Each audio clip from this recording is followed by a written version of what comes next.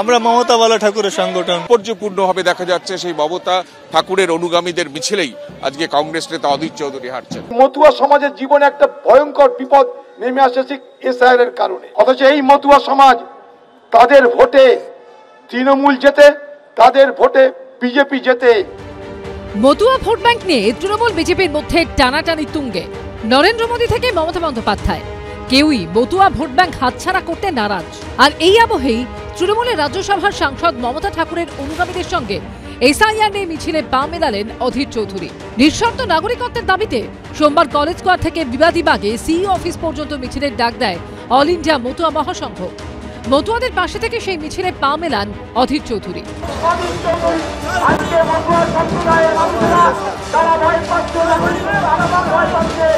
মতুয়াদের vote নিলেও SIR এর সময় তাদের পাশে না থাকার অভিযোগ করে একসঙ্গে আক্রমণ করেন তৃণমূল বিজেপিকে।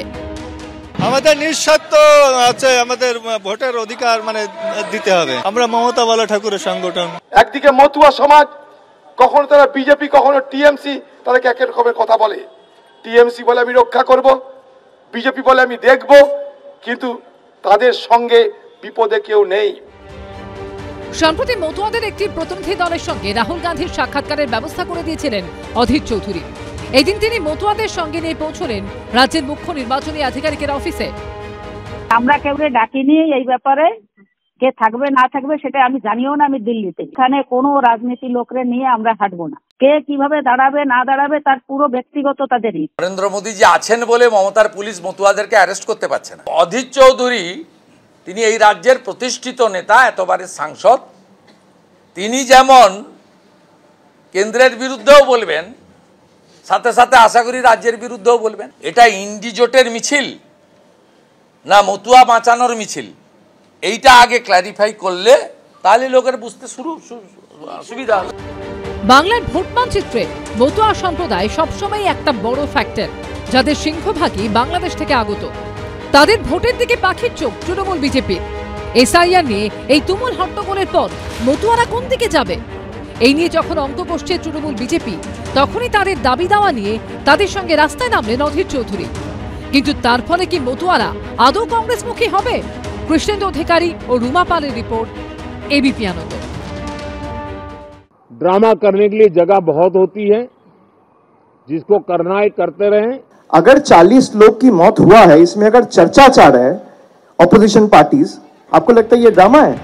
এসআইআর আছে সংসদের শীতকালীন অধিবেশন যে তপ্ত হতে চলেছে তার ইঙ্গিত মিলেছিল রবিবার সর্বদল বৈঠকেই। সোমবার অধিবেশন শুরুর আগেই কংগ্রেস সহ বিরোধীদের নজিরবিহীনভাবে আক্রমণ ও কটাক্ষ ছুড়ে দেন নরেন্দ্র মোদী। यहाँ ड्रामा नहीं, डिलीवरी होनी चाहिए। नारे के लिए भी जितने नारे बुलवाने हैं, वो पूरा देश खाली पड़ा है। जहां पराजित होकर के आए वहां बोल चुके हो, जहां अभी पराजय के लिए जाने वाले हो वहां भी बोल दीजिए। लेकिन यहां तो नारे नहीं, नीति पर बल देना चाहिए। নরেন্দ্র মোদীকে পাল্টা আক্রমণ করে বিরোধীরাও। SIR, which are it is a huge issue for democracy. What is going on? Drama is not allowing discussion. Drama is not having a democratic discussion about issues that matter to the public. What is the opposition raising in parliament? They are asking the government to at least initiate a debate and discussion on SIR or electoral reforms. Do you think it's drama? If the Prime Minister or the BJP leadership or the one sitting at the helm of affairs in the government thinks that by raising the right questions for the people or raising people's voices is drama, then let people of the country see and answer them. SIR নিয়ে আলোচনার দাবিতে সোমবার হট্টগোলের জেরে দফায় দফায় মুলতবি করতে হয় লোকসভার অধিবেশন। मैं पुनः आग्रह कर रहा हूं, सदन में नियोजित तरीके से बाधित करना लोकतंत्र में अच्छी परंपराएं नहीं है। রাজ্যসভায় এসআইআর নিয়ে আলোচনার দাবি তোলে তৃণমূল, একই দাবি জানায় কংগ্রেসও। If you try to divide us, we will be more strong. You can't divide us because we have come with ideological background.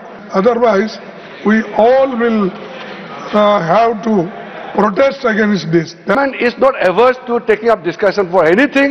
Please give some time. While there are other business which are listed can be taken up, the demand which you have put forward has not been rejected. So don't presume that government is not ready to discuss on any matter.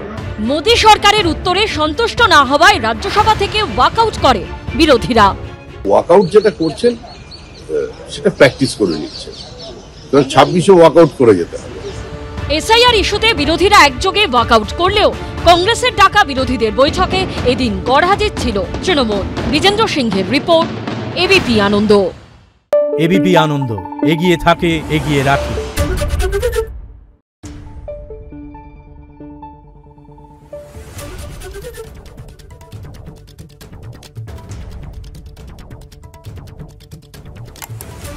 Thank you.